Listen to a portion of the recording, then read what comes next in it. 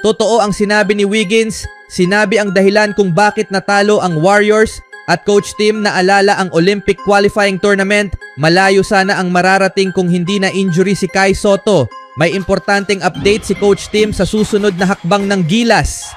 Natalo ang Golden State Warriors sa San Antonio Spurs 104-94 sa isang laban sa NBA regular season at hindi nag-atubiling ipahayag ni head coach Steve Kerr ang kanyang pagkadismaya. Tinawag ang pagkatalo na nakakadismaya. Pumasok ang Warriors sa laban na may momentum. Ngunit isang nakakagulat na pagbagsak sa ika-4 na quarter ang nagresulta sa pagkatalo. Matapos ang laro, nagbigay ng pahayag si Kerr ukol sa kakulangan ng koponan na tapusin ang laban ng maayos. Isang nakakabigo na pagkatalo dahil hawak namin ang kontrol ng laro sa kalagitnaan ng ikatlong quarter at parang handa na kaming ibukas ito, sabi ni Kerr sa mga mamamahayag sa Frostbank Center. Ngunit hindi namin nagawa. Ang pagkadismaya ni Kerr ay nakatuon sa pagkasayang ng 15 punto na kalamangan ng Warriors sa huling bahagi ng ikatlong quarter.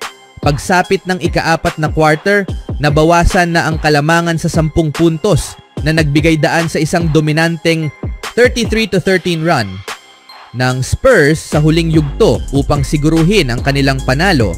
Ang paraan ng pagtatapos namin ng third quarter ang naging problema, dagdag ni Kerr.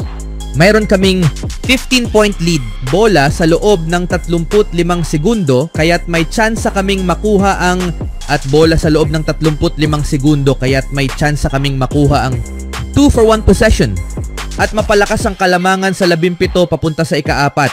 Ngunit nagkaroon kami ng turnover at sila'y nakascore ng 5 sunod kaya't naging 10 puntos na lang ang kalamangan papunta sa fourth quarter, paliwanag ni Kerr. Ito'y isang mahalagang sandali sa aspeto ng momentum at sa tingin ko, karapat-dapat ito sa Spurs dahil sa paraan ng pagtatapos nila ng quarter at ang dominasyon nila sa ika-4. Isa sa mga posibleng dahilan ng mahinang performance ng Warriors sa fourth quarter ay ang pagkapagod. Ang laro laban sa Spurs ay ang ikatlong sunod na laban ng Warriors sa loob ng 3 araw. Inamin ni Andrew Wiggins na nanguna sa team na may 20 puntos ang hirap ng mahigpit na schedule. Sigurado akong lahat ay pagod, sabi ni Wiggins. Kung hindi mental, pisikal. Kung hindi pisikal, mental. Isa o pareho, ngunit iyon ang NBA. Ganon ang basketball. Pinaabot din ni Kerr ang pagkilala sa epekto ng pagkapagod, ngunit binigyang diin ang pangangailangan ng koponan na mag-execute ng mas maayos sa ilalim ng pressure kahit pa hindi sila nasa 100%. Naubusan kami ng lakas, inamin ni Kerr, ngunit bahagi ito ng NBA at kailangan naming matutong mag-execute sa ilalim ng pressure kahit pagod kami. Hindi namin nagawa yon sa laro na ito, ngunit babalik kami. Anong masasabi nyo mga kaibigan sa rason ng Warriors? Usapang Gilas Pilipinas naman, marami na ang nasabi tungkol sa potensyal ng kasalukuyang bersyon ng Gilas Pilipinas, ngunit walang ibang nakatanggap ng mas maraming papuri sa programa kundi ang batang big man na si Kai Sotto. Sa 3 laro sa FIBA Asia Cup Qualifiers, si Sotto ang naging pinaka-epektibong big man sa torneo na may 28.7 efficiency rating na pumapangalawa lamang sa tournament best average ni Justin Brownlee na may 33.7% efficiency rating. Man, paulit-ulit ko nang sinasabi ito, pakiramdam ko kaya niyang maglaro sa NBA, sabi ng all-around naturalized ace tungkol kay Sotto. May tangkad siya, may laki siya, at may talento siya. Pero ang pinakagusto ko, sobrang laki ng improvement niya. Para sa akin, sobrang saya makita ang isang batang manlalaro na may napakalaking potensyal at makita siyang natutupad ito. Dagdag ng Barangay Ginebra resident import habang umiiling sa paghanga. Malaki ang naging ambag ni Sotto sa kapanapanabik na World number 22 New Zealand and Hong Kong, kung saan muntik na siyang mag-triple-double matapos magpakitang gilas ng two-way performance na 19 na puntos, 10 rebounds at 7 assists, kasama pa ang isang steal at 2 blocks. Nagbigay din ng mataas na papuri si National Coach Tim Con kay Sotto pagkatapos ng panalo, ngunit wala nang hihigit pa sa sinabi niyang komendasyon ng kanyang muling isipin ang laro ng Gilas Pilipinas laban sa Brazil sa semifinals ng Olympic qualifiers noong Hulyo, ngayon kasama si Sotto kaysa nung wala siya dahil sa injury. Pakiramdam ko mas maganda ang naging resulta kung itong batang ito, itinuturo si Sotto, ay hindi nasaktan, ani Con.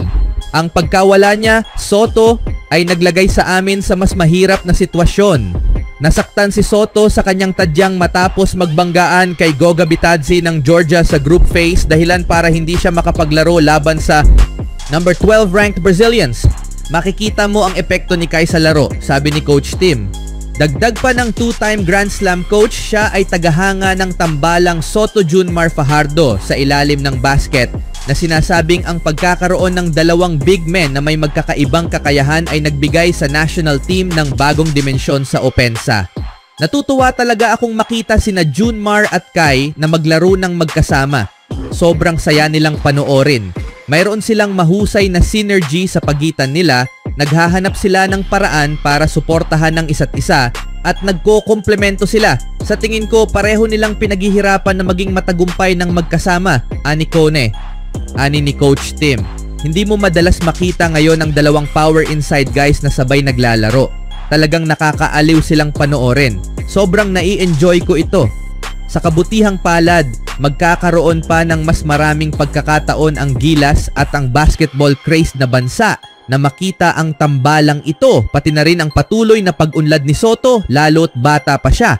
Pinakita rin ni Soto ang isa pang sulyap sa kanyang potensyal sa rematch laban sa Hong Kong na ginaganap sa Mall of Asia Arena. Speaking of Gilas Pilipinas, mula ng pamunuan ni Tim Cone ang Gilas Pilipinas men, binigyang diin niya ang kahalagahan ng pagpapatuloy, pag-unlad at konsistensya sa buong 15-man pool ng team.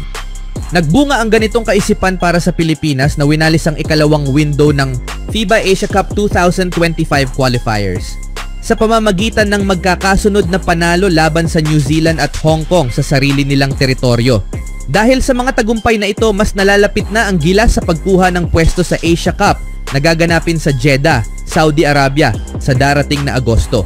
Bagamat tagumpay ang natamo at tiyak na ang pwesto ng Pilipinas sa Biennial Continental Tournament, hindi interesado si Coach Tim na dagdagan pa ang kasalukuyan na 15-man pool ng Gilas sa mga susunod na hakbang. Kung mapapanatili mong buo ang core at mag-focus sa grupong iyon, ang core na iyon ay huhusay ng husto.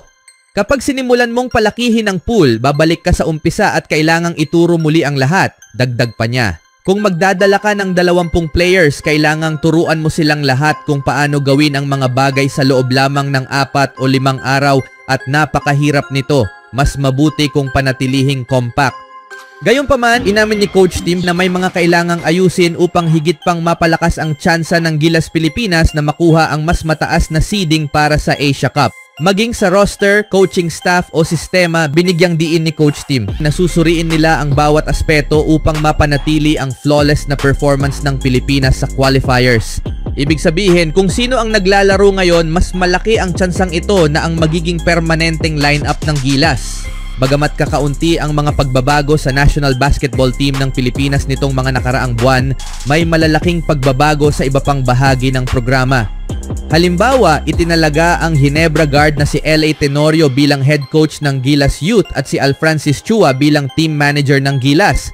Lahat ay susuriin, ang coaching staff, ang mga players, ang lahat ay i-assess bago matapos ang taon, ayon kay Coach Tim. Ngunit hindi ibig sabihin na wala kaming gagawing adjustments sa personnel o sa sistema. Maaaring may mga maliliit na pagbabago rito at doon, anumang makapagpapabuti sa amin sa mga susunod na hakbang. Even when you feel low, you can still go. Even when you feel slow, you can still go. Even when there's no hope, you can still go. I never answer to no, man, I still go. Go, go, go, go, go, go.